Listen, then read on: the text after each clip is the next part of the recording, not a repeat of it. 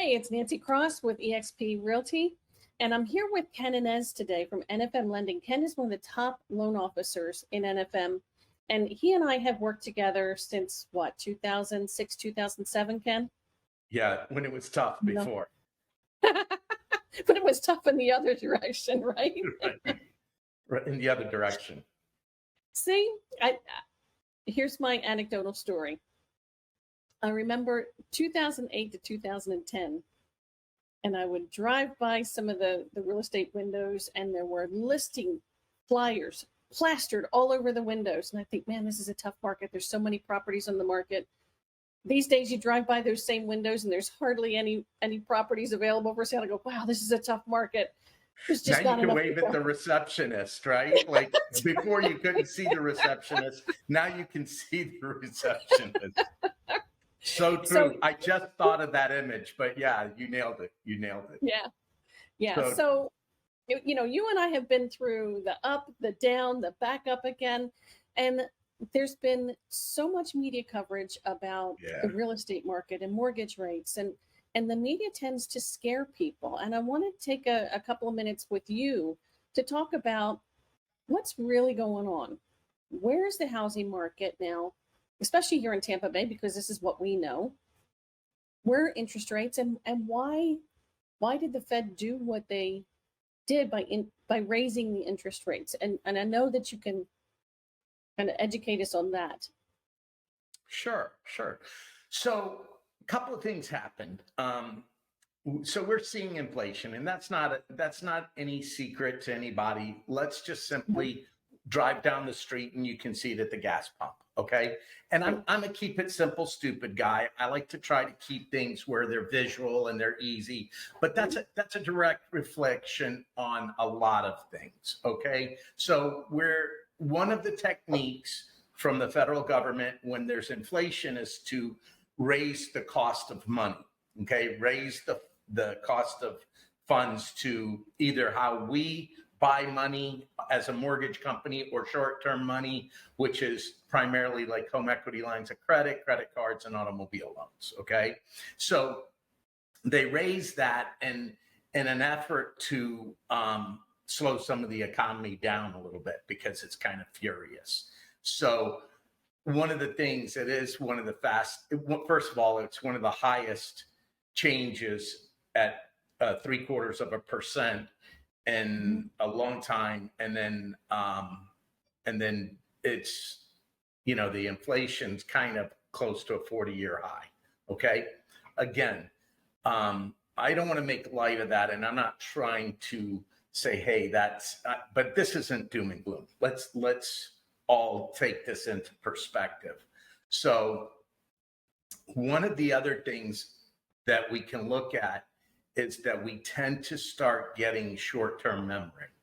And you and I had a conversation prior to coming on screen, and you said there's a whole generation of buyers that never saw 6%. Yes, that's true. In mortgage rates.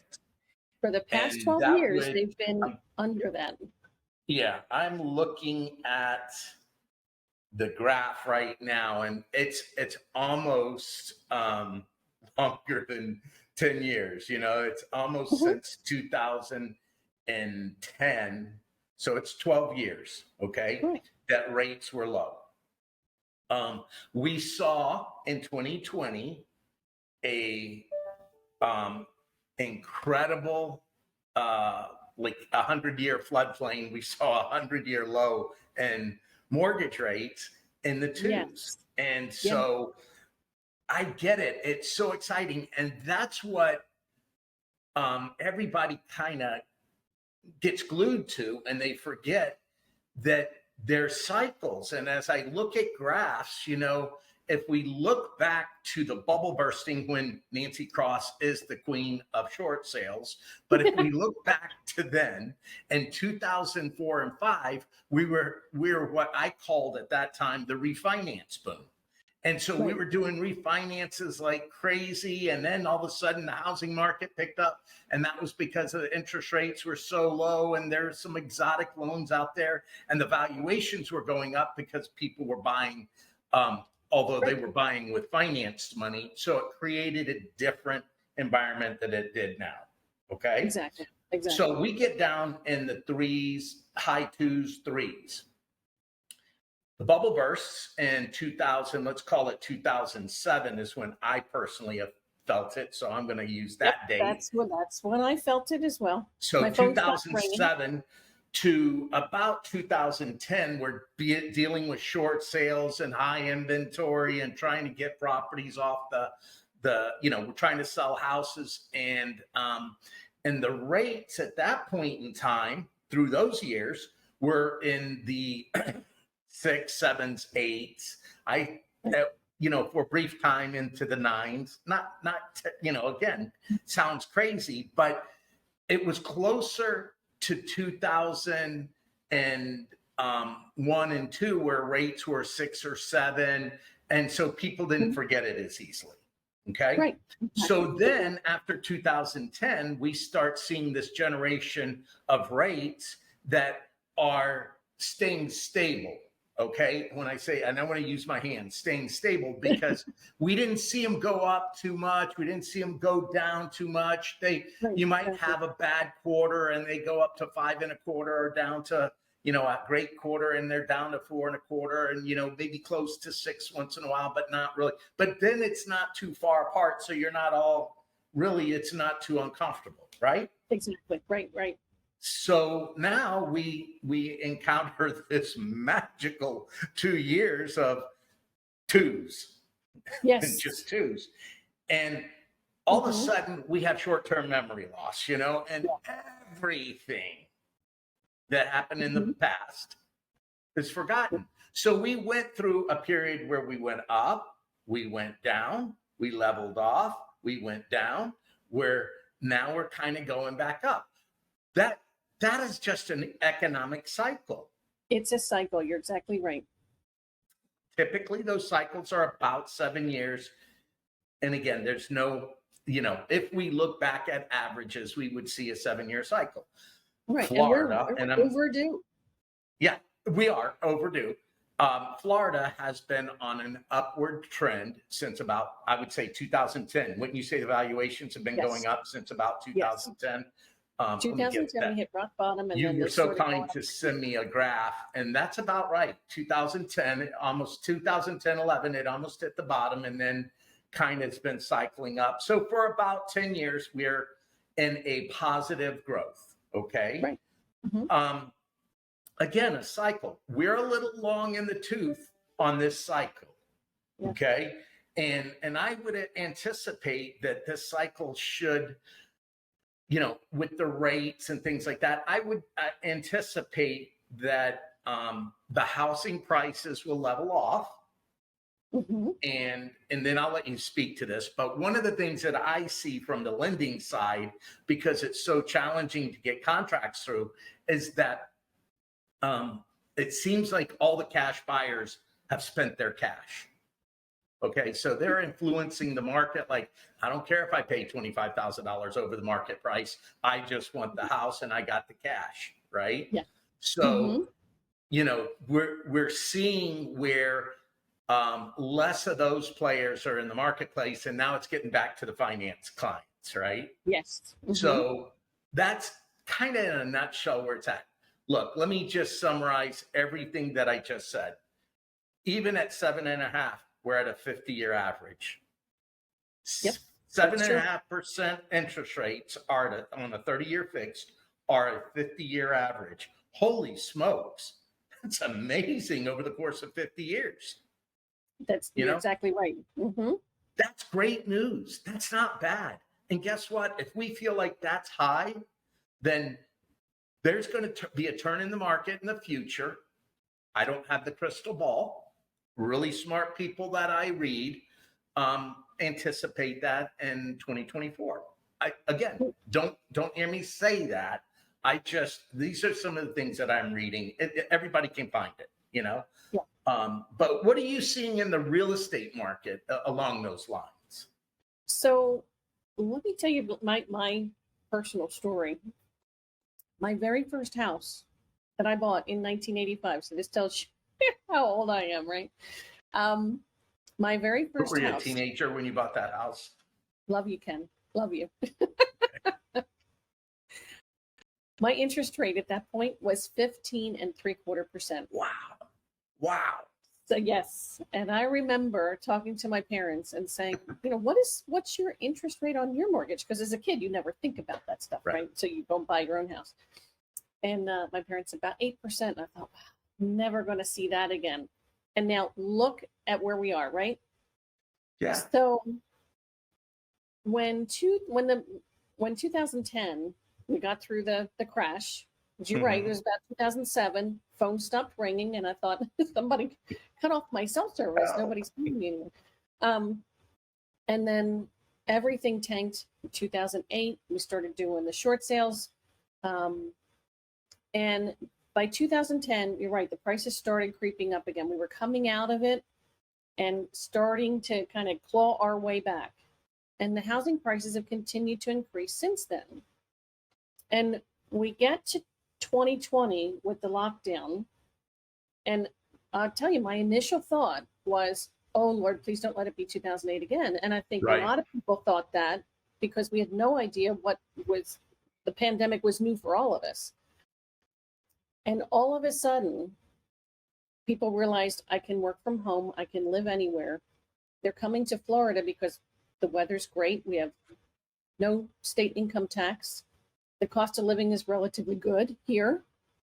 Why wouldn't I live in a place where it's like vacation all the time? And so people started moving here. Combine that with low interest rates, and it was just this unbelievable cycle, and including the issues around supply chain. So the builders were not building fast enough to keep up with the demand. And all of a sudden, we've got this feeding frenzy of homes and buyers lining up to get in for open houses and submitting offers. We were seeing, in some cases, 14, 15, 20 offers on a property. Yeah. And so now things, and that kind of activity is just not sustainable. Mm-mm. So I think that this is a good thing because, like you said, it's a cycle. It's going to make things a little more affordable or easier for buyers, finance buyers, to actually buy a home without getting outbid by some crazy man. And so I'm seeing inventory still, it's starting to creep up a little bit. We're seeing more homes come on the market. I'm seeing homes that were pending come back on the market, which is telling me that people are not doing that appraisal gap quite as much as they were before. I'm seeing price decreases. I'm even seeing builder inventory with closing cost incentives, which I haven't seen for a very long time. So things are starting to ease, and that's a good thing. So we're typically, have been for the past, I would say, almost a year, 1 month of inventory, which is very, very low. In a typical market, you're going to have 3 to 6 months of inventory for supply and demand. The number of homes available for sale to the number of buyers. Right. And we have been way low on that. So I think an easing of the market is going to be a very good thing for everyone. Homes will stay on the market a little bit longer. We're still going to see price increases because they're projecting population growth over the next 10 years of 14, 16, 18% in the Tampa Bay area. So there's still going to be strong demand. And I think we have a very healthy economy here. So I think all of that is going to continue to keep our market strong, but it will help with buyers being able to have access to properties for sale. So I'm hoping that all of this is coming together at the right time. Yeah, interesting thing, and I know that both of us did this. I listened to one economist speak to a group of people not too long ago, and you listened to another one. And the positive thing that came out of this for both of us, and it was identical, is that Florida's growth rate is going to continue to go. Yes. And much like you said, that people can work remotely or virtually. They're like, why wouldn't I work in Florida? No state income taxes. The weather's great. Believe it or not, the cost of living is way lower than everywhere else in the country for the most part. But one of the things that we saw during this, and these economists both said, is that some of the highest rates of employment are in Florida, even though employment numbers are down. It's high in Florida, and some of those are some of the highest rates of executive employment is coming to Florida. Why? Because those executives know that they can work remotely from their homes. Exactly. So it's and then for them to fly out of Florida to go to their corporate offices or anything like that, it's not a big deal. And these are a wide variety of executive type of people. It's not just the president of or it's not Bezos from Amazon, but it's regular people like you and I. I'll be happy to help find him a home. Right. He's paying cash. So anyway, but that was a fascinating part. And Florida's economy is strong because we do have a higher employment rate. And one of the areas that was the weakest was in the entertainment sector, like restaurants and theme parks and some of those other places. And it bounced back. It really did good based on these particular economists and their words. So wise broker once told me there's never a bad time to buy real estate. You can either rent it, you can live in it, or you can sell it, depending on the market. And it's so true. And it doesn't matter really what the interest rates are. And if the interest rates come down, you know what? You're just going to refinance and save yourself a truckload of money, or put it into it. You're going to do a 15-year fixed, or you're going to pay it off quicker, or whatever the circumstances are. But there is just there is no this is just a life cycle, and it's how we interpret it. That you're exactly right. And don't listen to the scare tactics from the media. The sky is not falling. No. And it's just wonderful that it's just such a positive thing for you and I, because we get to see the end results of people getting into their dream homes, and it's so satisfying, right? The nice letters I get and you get at the end of the day, it's just so genuine. So this is really important for people to hear that. Today is just as good a day to buy a house as any other time in history. Yep, I agree with you 100%. So well, all right. Thank you so much for your time, Ken. This was exactly, I think, what people need to hear, that it's still a great time to buy. It's still a great time to sell. Things are still moving. The economy is strong. And we're here to help them. Right on. So look for Nancy Cross or Ken Ynes with NFM Lending. And you guys have a great day. Thank you for taking time with us. Thank you. Thank you, Ken.